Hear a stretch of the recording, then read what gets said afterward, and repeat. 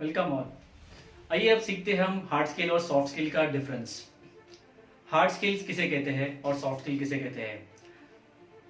Hard skills are concrete specific to job. नौकरी के लिए ये ठोस विशिष्ट आवश्यकता है, require to do the actual work, अपने खुद जो वास्तविक में काम करने के लिए आवश्यक है।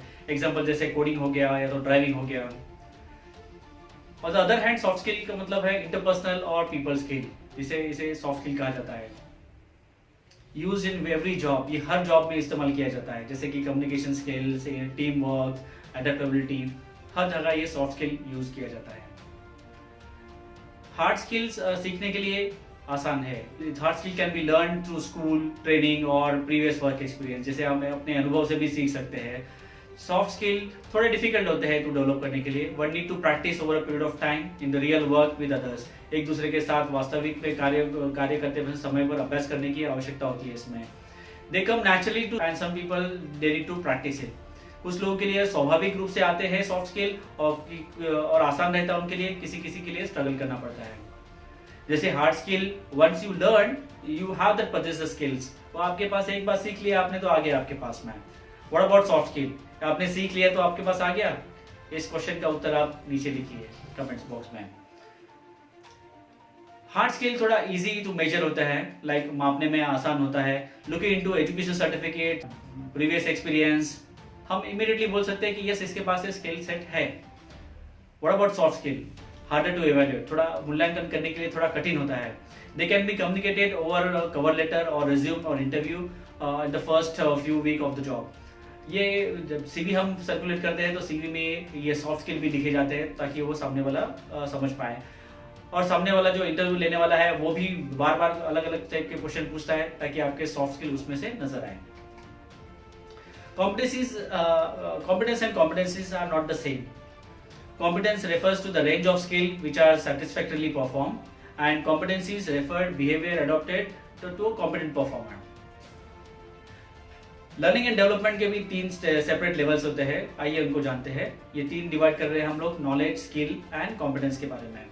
जैसे मैं अब उदाहरण के तौर पे लेता हूँ, मुझे कार चलाना सीखना है, तो अगर मैं बुक पढ़ता हूँ कि कार कैसे चलाते हैं, क्या सिग्नल्स होता है, रेड सिग्नल का मतलब क्या है, ग्रीन सिग्नल का मतलब क्या है, और स्टीयरिंग किसे कहते हैं, गियर किसे कहते हैं, क्लच पेड ब्रेक क्या होता है, ये मुझे ज्ञान हो गया। मैंने अपने बाजू में बैठ के ड्राइवर को भी देखा हुआ है ये कैसे चलाता है। जैसे लेफ्ट में स्टीयरिंग मुड़ता है तो लेफ्ट में गाड़ी मुड़ती है, राइट में मूव करता है तो राइट में गाड़ी मुड़ती है, राइट। ये मुझे नॉलेज आ गया इसमें, ये मैंने देखा है। इसका मतलब ये नहीं कि मैं गाड़ी चला सकता हूँ इमीडिएटली, ये सिर्फ नॉलेज आ गया। अब आते हैं दूसरे इस पे, कौशल पे और स्किल पे। एक अभ्यास करना चाहिए, कार चलाना सीखा जाता है, जैसे घर आता है नॉन ट्रैफिक एरिया में सिखाना पड़ता है, सीखते हैं हम। तो अब जैसे ही हमें लर्निंग लाइसेंस मिलता है तो मैं सीखना चालू कर देता हूँ। बाजू में मेरा एक ड्राइवर ट्रेनर बैठा रहेगा यहाँ पे और मुझे धीरे धीरे सिखाएगा, और मुझे धीरे धीरे वो एक दो महीने के अंदर थोड़ा स्किल चलाना आ जाएगा। पर ये स्किल कहाँ तक लिमिट है कि मैं एम्प्टी रोड पे आराम से गाड़ी चला सकता हूँ बिना किसी को ठोके, क्योंकि वहाँ पे दूसरा गाड़ी नहीं है।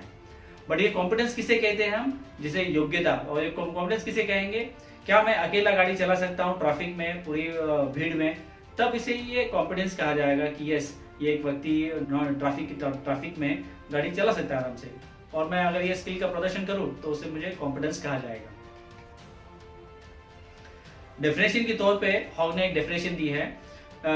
He defines the competency as competencies that are characteristic of a manager that lead to the demonstration of skill and abilities which results in effective performance within an occupational area.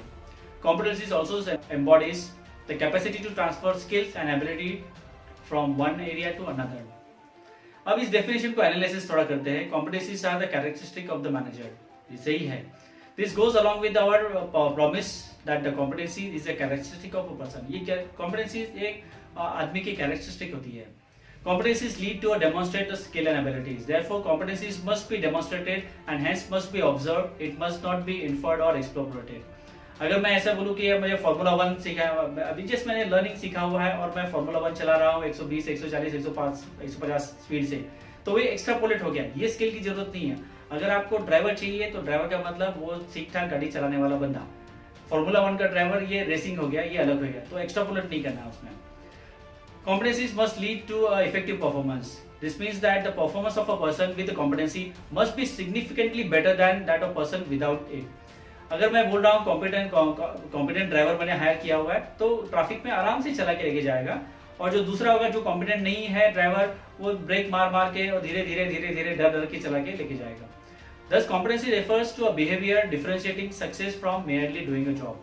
तो ये ठीक से आराम से चलाने वाले बंदा जो स्किल्स रिप्रेजेंट करता है और एग्जिबिट करता है, तो इसे कॉम्पिटेंसीज कहा जाएगा, जो परफॉर्मेंस में दिखाता है. Competency also empire the capacity to transfer skills and ability to perform in other areas, जिससे स्किल हम ट्रांसफर भी कर सकते हैं. There are 5 type of competencies characteristic. इसमें से मोटिव एक होता है, trait, self concept, knowledge, skills. Like motive के बारे में पहले बात करते हैं. The things a person consistently thinks about or want that which causes action, or motive drives or direct or select behavior towards certain action. तो motive होना बहुत जरूरी है, बिना मोटिव का कुछ भी नहीं होगा. अगर आपको कॉम्पिटेंसी एग्जिबिट करनी है तो उससे पहले आप में मोटिव होना चाहिए कि मैं क्यों कर रहा हूँ, ये क्यों करना है मुझे. मोटिव क्लियर है तो कॉम्पिटेंसी आप एग्जिबिट कर पाओगे. जैसे ट्रेड्स के बारे में बात करते हैं, जैसे लक्षण हो गए. Physical characteristic of a consistent response to situation और इन्फॉर्मेशन. यहाँ पे फिजिकल कैरेक्टरिस्टिक की बात हम कर रहे हैं. जैसे कछुओं के पास कंसिस्टेंसी ये कैरेक्टर था, और स्विमिंग ये उसका फिजिकल कैरेक्टरिस्टिक हो गया, राइट. जैसे खरगोश के पास उसका खुद का कैरेक्टरिस्टिक है, वो स्पीड है, स्पीड. सो ये फिजिकल कैरेक्टरिस्टिक और consistent response to situation is very much required as a trait. उसके बाद में आता है सेल्फ कंसेप्ट, स्व अवधारणा. A person's attitude, value or self-image is also very important while defining the competency. Knowledge also plays important role. Information a person has a specific context area. और last में आता है skills, the ability to perform a certain physical or mental task. जैसे swimming करना ये कछुओं की skill है और फिजिकल और मेंटल टास्क है उसका. सिमिलरली स्पीड में दौड़ना ये खरगोश का स्किल सेट है. तो हमने देखा अभी यहाँ पे there are 5 types of competency characteristic. एक है first top most is a motive, उसके बाद में traits, self concept, knowledge and skills.